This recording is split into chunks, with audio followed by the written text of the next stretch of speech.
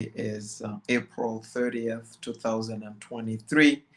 Welcome again to an Afro-centric exploration of the holy writings, in this case in the Bible, using an old King James version of the Bible. And it's been a while, it's been a week since I kind of explored these texts, and a lot of things were happening, and I thought that I'll take this opportunity to go back to this, and for myself, but also for capturing how I kind of go through these scriptures of to make sense of it and put an Afrocentric spin on it.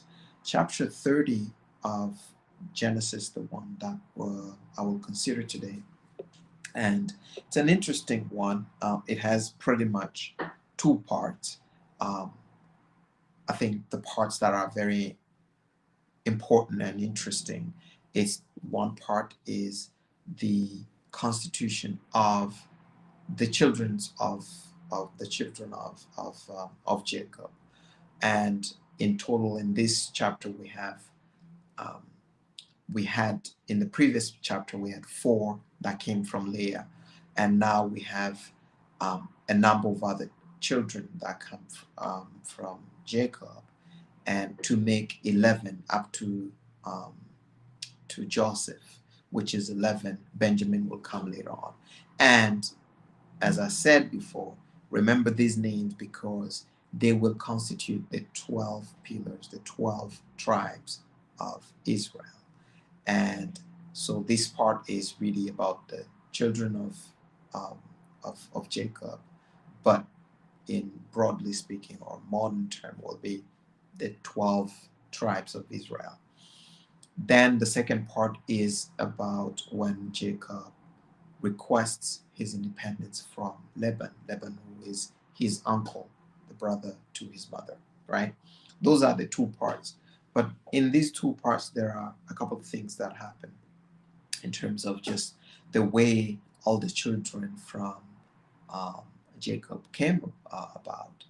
Remember that for some reason, the Lord has intervened so that Rachel does not conceive, but Leah was conceiving, and Rachel got envious of her own sister, and in this case, she asked um, um, Jacob, if not asked, actually presented Jacob with her maid so that he can sleep with her, and got a son from that.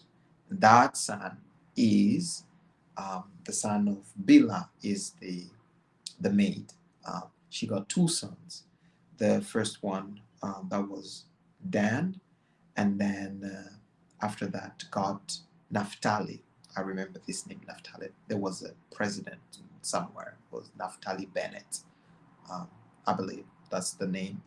And you can see this is not something that is new, because Rebecca did the same thing with Abraham, because she was not able to conceive, brought the maid, who actually gave birth to, she was African, who gave birth um, to uh, to Ishmael, right? Who is African, and you can see here that in this case, the plot is made in such a way that the maids are from the same tribe, the same country, but in this case, it's not.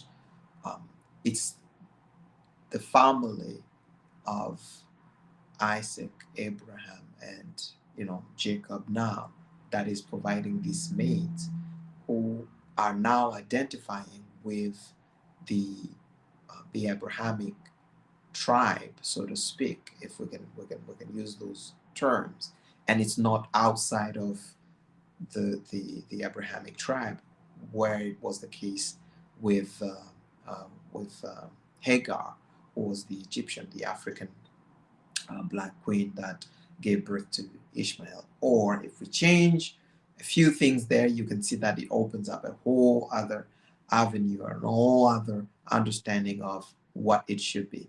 Now, when this happens, Rachel brings a maid to sleep with her husband. She conceived. Two kids come out of this.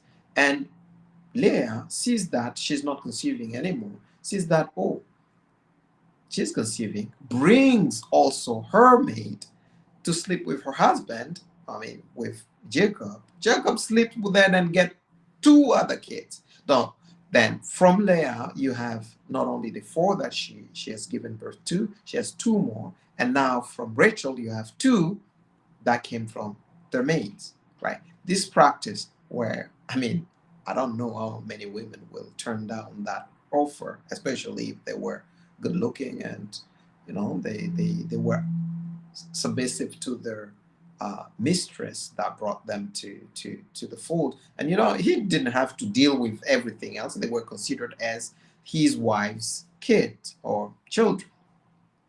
I just feel like it's weird that it's not weird, but it's interesting that we never dwell on those details, that these two women brought other women to their husband so they can have not an affair, they can have kids with, not once, twice, who knows how many times more Jacob went on to them to have without having kids.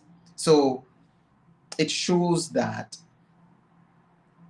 although it's very common that people preach monogamy and as a nature of things, these things are in the Bible. It's not like they're taken from a pagan um, civilization or a voodoo worshiping um, uh, civilization or society to make this happen, but these are coming from the Bible. And you wonder why, and this is the Afrocentric spin, it's like why we tend to denigrate these practices in our own societies in the name of modernity. I understand all the difficulties of dealing with um, multiple women as you are building yourself up, and it's not easy, but he could obviously afford that because he was living under the roof of, and he was working for this to happen. So it's not an uncommon thing, and it's not something to be demonized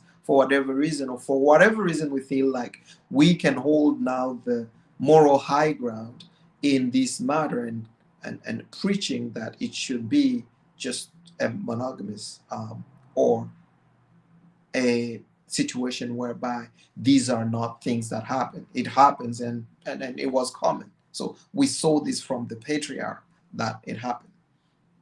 And it is a call for looking at our traditions and things that we do not understand necessarily, and look at them in a way that is not dismissive or denigrating of these traditions, because they are the reasons why we are still standing.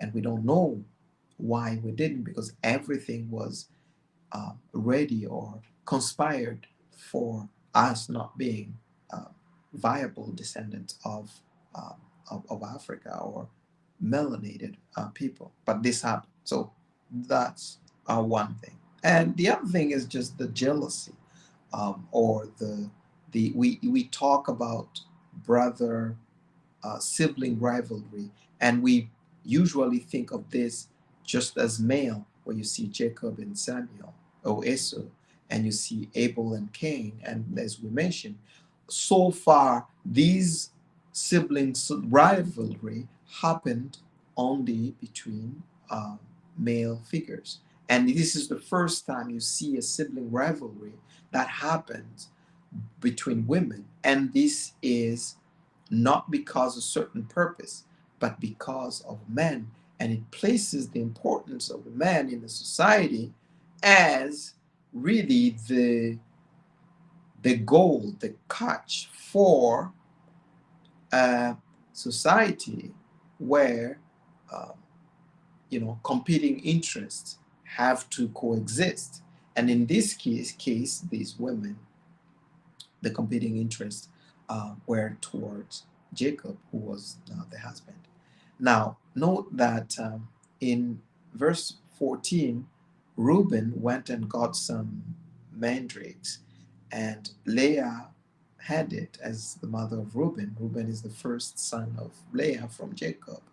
And Reuben and Leah, Rachel wanted some, and Rachel kind of, Leah was smart about this and said, you know what, you want this? You took my husband. And Rachel still wielded the power to say, okay, tonight, for those mandrakes, you will sleep with the husband tonight. And when Jacob came from the field, guess what happened? Leah said that I bought your service for mandrakes. You're going to lay with me. It was like this guy was being pimped by his wives and left, right, and center, and it happened. And when he laid with Leah, she conceived another uh, kid.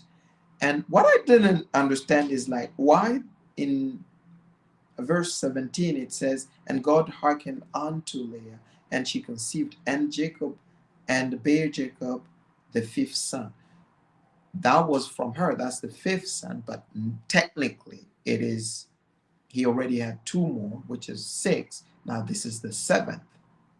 And she goes on to get another one, another kid from him, who is the eighth. So she alone had eight. And then, miraculously, you know, Rachel conceived and gave birth to Joseph. Joseph is the 11th child of Jacob. And you see, we talk usually about 12 tribes. The 12th kid will be coming later on, and this will be Benjamin. Remember, I mean, we'll get to that point, or if we don't get to that point, when they were in Egypt, Joseph was sent out to bring his younger brother because he never knew him.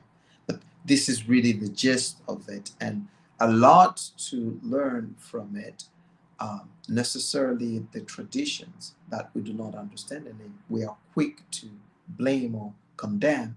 We just don't understand a lot of things, and it should be a humbling situation whereby we um, kind of try to revive them and make sense of it instead of like mocking them as primitive ways of being.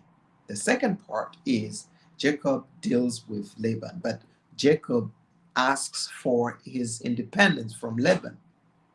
And really, whatever he did, he took some cattle that were spotted and sparkled, and he was able to, get his independence. But the main point is that no matter, and this is really the Afrocentric way of looking at things, is like no matter how great services provided by outside or strangers are beneficial to you, there will be a time where they will request independence from you, even if it was a relationship of oppression, because this guy was having kids and everything and concubines and all that kind of thing under this provision and was happy. But that human nature of looking for independence was there, and they will get it no matter what. If you look at Africa and how our forefathers were able to fight for our independence, it's not like anything was there possible, anything indicated that they will get it, because the powers that they went against, they were very, very, mighty, so to speak. They had no chance. But that innate sense of independence is within all of us, and we will look for it.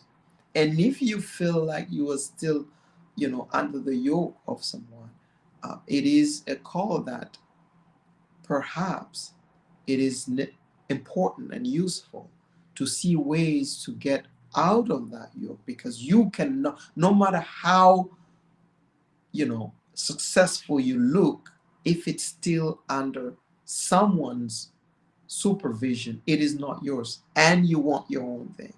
And we do exactly the opposite when most of us travel to to abroad, as we call it, to European countries, to the Western world, whatever word it is, we make that our place. And the thing is that uh, we succeed more or less, and I will say most likely we succeed in the views of people who are still back in Africa or somewhere else where the earning power is not as much as what we have.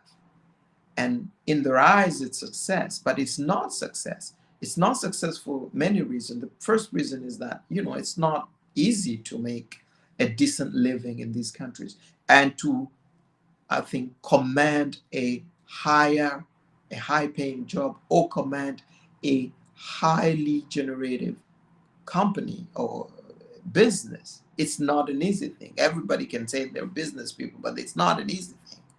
But we can put that aside and say if it were, possible and you do succeed, you know that one way or another it does not belong to you, because it is under the supervision of someone else who owns the land where you are operating from. Even if you buy a property, it's technically not yours. And we forget that our true independence really is in Africa. And it's easy for me to say that now, as if I have something or something to show for in Africa. I don't.